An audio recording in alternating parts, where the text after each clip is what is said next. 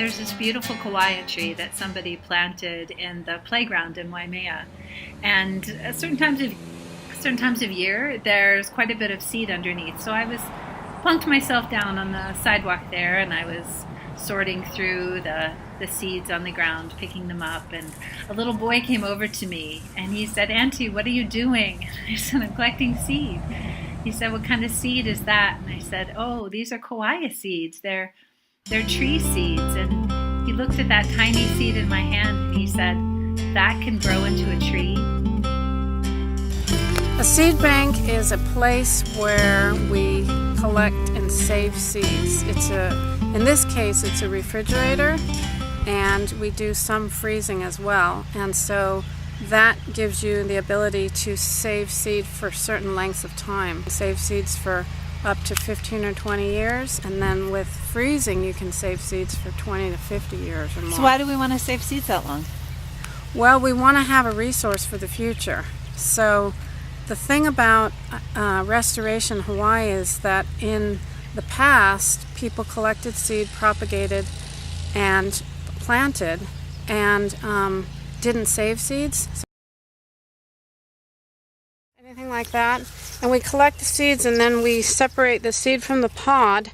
And in this case, these are dry seeds. Some seeds are fruit, they have a fruit. They're wet seeds, so they have to be cleaned in another way. But these seeds will store for many years. And the good thing about that is that kawaii doesn't tend to produce seeds every year. It skips a year, maybe several years, so it's nice to get them while you can.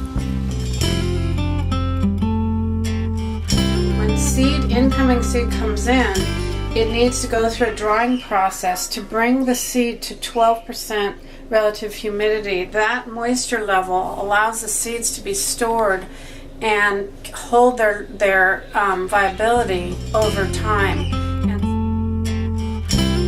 So the bins, and each partner in the seed bank rents a bin, and that's for their seed collections. And so we have rare seed and common seed, and we have the collection information as it's in a database as well. And so this is how it works. Very important. The other thing is you need to know what the viability of seeds is. All seeds are not the same. So what happens is you have to study the seeds and find out over time how long they can store. And seeds, even that are stored properly, lose their viability over time.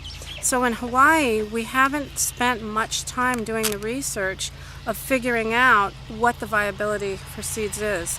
And test your seed. So what you do is you take that incoming seed and you take a portion, like 10% out, and you put it on agar plates and you do a germination test, and you say, I've got 80% germination.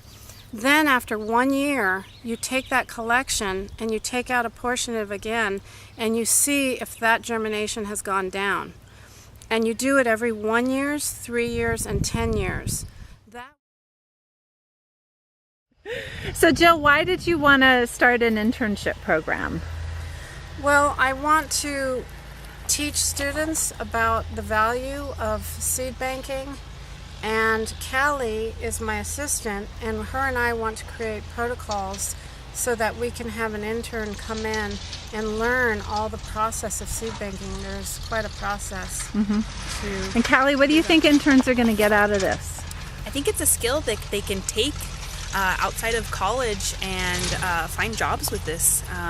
Not only do you get to learn the seed banking, but you also get to learn a lot about the plants and what they need to survive and thrive. And I think that's really important, especially if they're interested in the conservation and restoration fields.